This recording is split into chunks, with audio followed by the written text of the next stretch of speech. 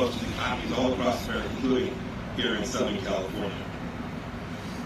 And we're watching a Chinese military that grows stronger, stronger, and indeed more menacing.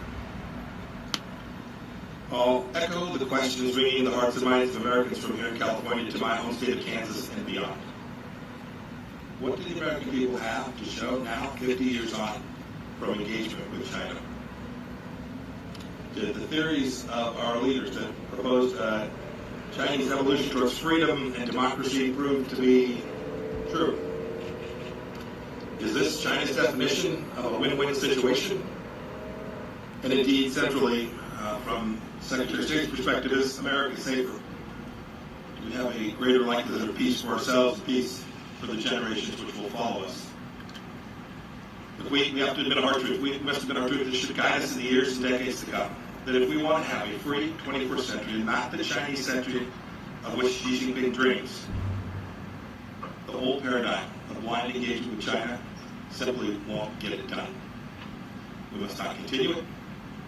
We must not return to it.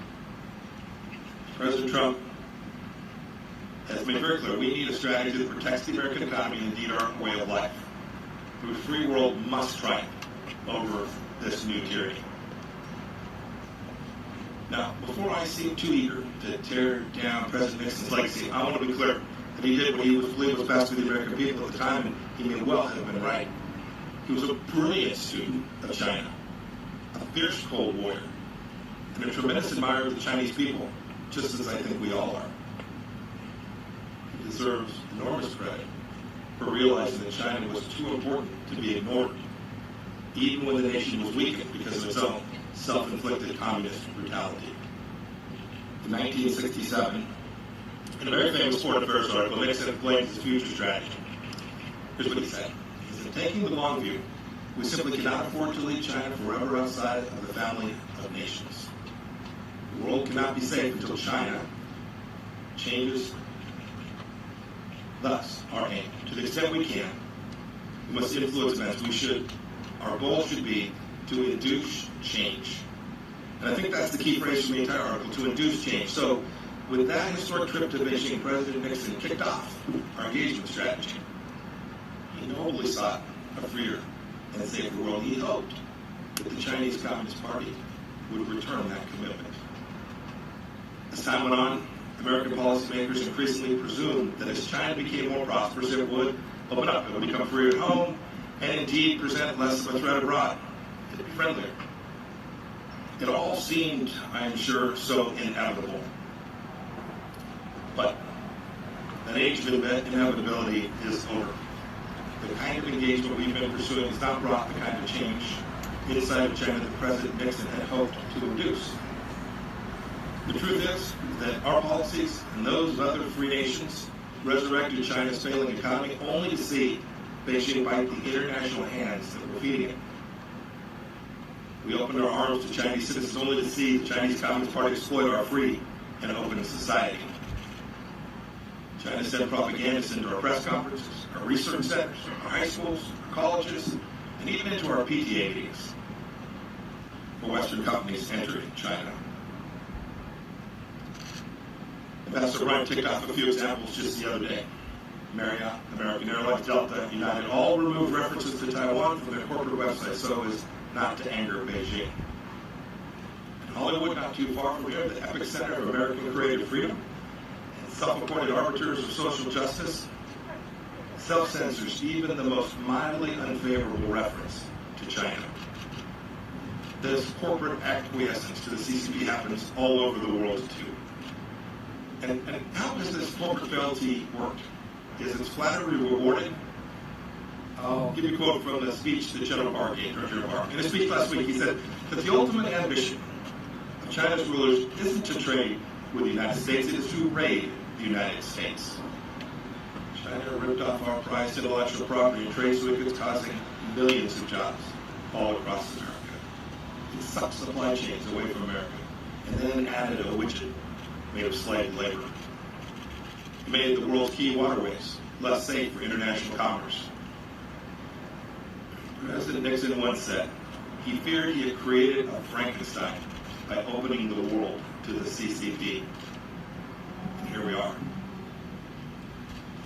People of good faith can debate why free nations allowed these bad things to happen for all these years. Perhaps we were naive about China's virulent strain of communism, or triumphalist after our victory in the Cold War, or cradling capitalist, or hoodwinked by Beijing's talk of a peaceful rise. Whatever the reason, today China is increasingly authoritarian at home and more aggressive in its hostility to freedom everywhere else. And President Trump has said enough. I don't think many people on either side of the aisle dispute the facts that I've laid out today. But even now, some are insisting that we preserve the model of dialogue for dialogue's sake. But to be clear, we'll keep on talking, but the conversations are different these days. I traveled to Honolulu now just a few weeks back to meet with Yang Jisheng. It was the same old story. Plenty of words, but literally no offer to change any of the behaviors. Yang's promises, like so many of the CCP made for him, were empty. His expectations, I surmise, were that I cave to their demands. Because frankly, this is what too many prior administrations have done. I didn't, and President Trump will not either. As Ambassador O'Brien explained so well, we have to keep in mind that the CCP regime is a Marxist-Leninist regime. General Secretary Xi Jinping is a true believer in a bankrupt totalitarian ideology. It's this ideology that informs his decades-long desire for global hegemony of Chinese communism. America can no longer ignore the fundamental political and ideological differences between our countries, just as the CCP has never ignored them.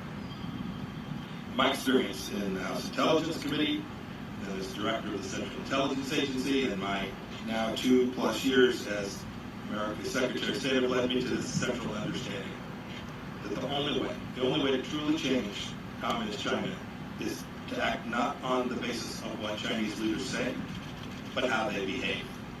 And you can see American policy responding to this conclusion.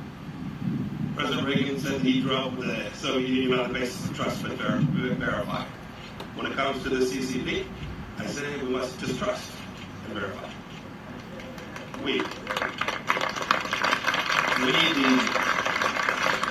the freedom-loving nations of the world must induce China to change, just as President Nixon wanted.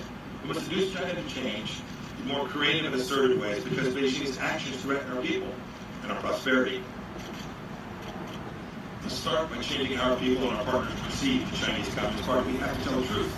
We can't treat this incarnation of China as a normal country just like any other. We know that trading with China is not like trading with normal law-abiding nation. Beijing threatens international agreements and treats international agreements as suggestions, as conduits for global dominance. But by insisting on fair terms, as our trade representative did when he secured our Phase 1 trade deal, we could force China to reckon with its intellectual property theft and policies that harmed American workers. We know, too, that doing business with a CCP-backed company is not the same as doing business with, say, a Canadian company. They don't answer the independent boards. And many of them are state-sponsored and so have no need to pursue profits. A good example is Huawei. We stopped pretending Huawei is an innocent telecommunications company, just showing up to make sure you can talk to your friends. We called it what it is, a true national security threat, and we've taken action accordingly. We know, too, that if our companies invest in China, they may wittingly or unwittingly support the Communist Party's gross human rights violations. Our departments of Treasury and Commerce have thus sanctioned blacklisted Chinese leaders and entities that are harming and abusing the most basic rights for people all across the world. Several agencies have worked together on business advice to make certain that our CEOs are informed of how their supply chains are behaving inside of China. We know too that not all Chinese students and employees are just normal students and workers that are coming here to make a little bit of money and to garner themselves some knowledge. Too many of them come here to steal our intellectual property and to take this back to their country. The Department of Justice and other agencies have vigorously pursued punishment for these crimes. We know that the People's Liberation Army is not a normal army, too. Its purpose is to uphold the absolute rule of the Chinese Communist Party elites and expand the Chinese empire, not to protect the Chinese people. And so our Department of Defense has ramped up its efforts. Freedom of navigation operations out throughout the East and South China Seas and in the Taiwan Strait as well. And we've created a Space Force to help deter China from aggression on that final frontier. And so too, frankly, we built out a new set of policies at the State Department dealing with China, pushing President Trump's goals for fairness and reciprocity to rewrite the imbalances that have grown over decades. Just this week, we announced the closure of the Chinese consulate in Houston because it was a hub of spying and intellectual property.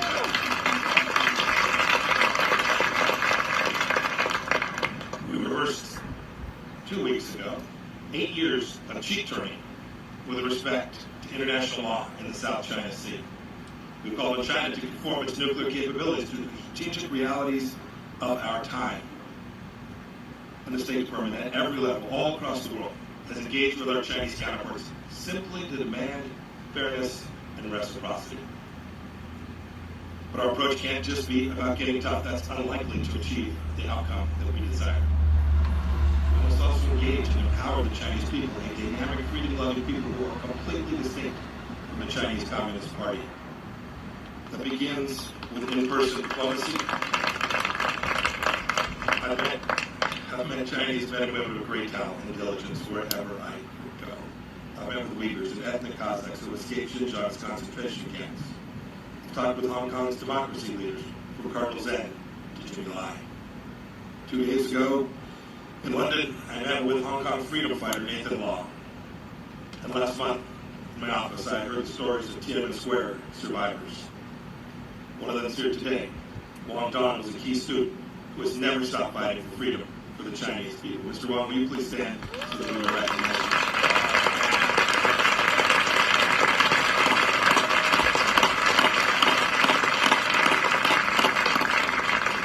Also with us today is the father of the Chinese democracy movement, Wei Xinsheng.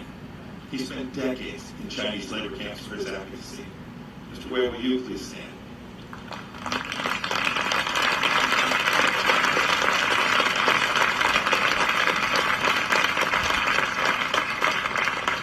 I grew up and served my time in the Army during the Cold War. If there's one thing I learned, communists almost always lie.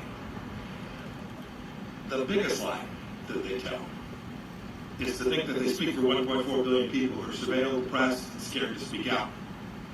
Quite the contrary, the CCP fears the Chinese people's honest opinions more than any foe. And save for losing their own grip on power, they have no reason to. Just think how much better off the world would be. Not to mention the people inside of China. If we had been able to hear from the doctors in Wuhan, and they'd been allowed to raise the alarm about the outbreak of a new and novel virus. For too many decades, our leaders have ignored, downplayed the words of brave Chinese citizens and warned us about the nature of the regime we're facing. We can't ignore it any longer. They know as well as anyone that we can never go back to the status quo. But changing the CCP's behavior cannot be the mission the Chinese people. All free nations have to work to defend freedom. It's the furthest thing from easy. But I have faith we can do it. I have faith because we've done it before. We know how this goes. I have faith because the CCP is repeating some of the same mistakes that the Soviet Union made. Alienating potential allies, breaking trust at home and abroad, rejecting property rights and predictable rule of law. I have faith. I have faith because of the awakening I see among other nations that know we can't go back to the past in the same way that we do here in America. I've heard this from Brussels to Sydney to Hanoi. And most of all, I have faith we can defend freedom because of the sweet appeal of freedom itself. Look at the Hong Kongers clamoring to immigrate abroad as the CCP tightens its grip on that proud city. They wave American flags. It's true. There are differences. Unlike the Soviet Union, China is deeply integrated into the global economy.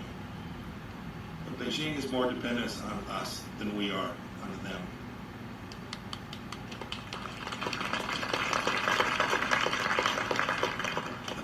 I reject the notion that we're living in an age of inevitability, that some trap is preordained, that CCP supremacy is the future.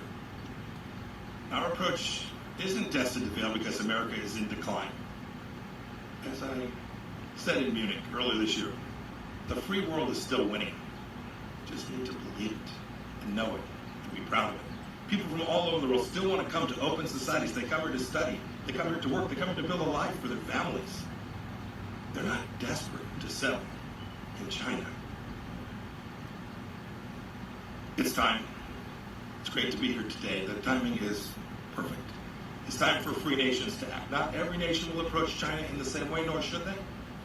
Every nation will have to come to its own understanding of how to protect its own sovereignty, how to protect its own economic prosperity, and how to protect its ideals from the tentacles of the Chinese Communist Party. But I call on every leader of every nation to start by doing what America has done. To simply insist on reciprocity, to insist on transparency and accountability from the Chinese Communist Party. It's a cadre of rulers that are far from homogenous, and these simple and powerful standards will achieve a great deal. For too long, we let the CCP set the terms of engagement, but no longer. Free nations must set the tone. We must operate on the same principles. We have to draw common lines in the sand that cannot be washed away by the CCP's bargains or their blandishments. Indeed, this is what the United States did recently when we rejected China's unlawful claims in the South China Sea once and for all, as we have urged countries to become clean countries so that their citizens' private information doesn't end up in the hand of the Chinese Communist Party. We did it by setting standards. Now, it's true, it's difficult. It's difficult for some small countries. They fear being picked off. Some of them, for that reason, simply don't have the ability or the courage to stand with us for the moment. Indeed, we have a NATO ally of ours that hasn't stood up in the way that it needs to with respect to Hong Kong because they fear Beijing will restrict access to China's market. This is the kind of timidity that will lead to historic failure. And we can't repeat it. We cannot repeat the mistakes of these past years. The challenge of China demands exertion, energy from democracies, those in Europe, those in Africa, those in South America, and especially those in the Indo-Pacific region. And if we don't act now, ultimately, the CCP will erode our freedoms and subvert the rules-based order that our societies have worked so hard to build. If we marry now, our children's children may be at the mercy of the Chinese Communist Party, whose actions are the primary challenge today in the free world. General Secretary Xi is not destined to tyrannize inside and outside of China forever unless we allow it. Now, this isn't about containment. Don't buy that. It's about a complex new challenge that we've never faced before.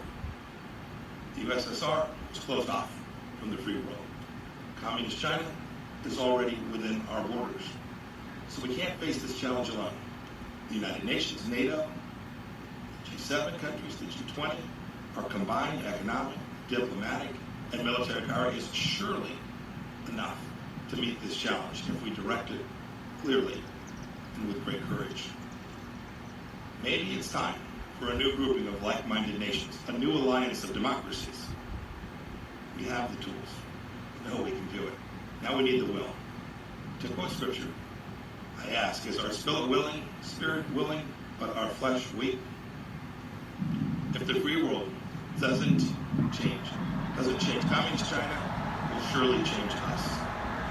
It can't be returned to the past methods because they're comfortable, but because they're convenient. Securing our freedoms from the Chinese Communist Party is the mission of our time, and America is perfectly positioned to lead it because our founding principles give us that opportunity. As I explained in Philadelphia last week, staring at Independence Hall, our nation was founded on the premise that all human beings possess certain rights that are unalienable, and it's our government's job to secure those rights. It is a simple and powerful truth. It's made us a beacon of freedom for people all around the world, including people inside of China. Indeed, Richard Nixon was right when he wrote in 1967 that the world cannot be safe until China changes. Now it's up to us to heed his words. Today, the danger is clear, and today the awakening is happening Today, the free world must respond. We can never go back to the past. May God bless each of you. May God bless the Chinese people. And may God bless the people of the United States of America. Thank you.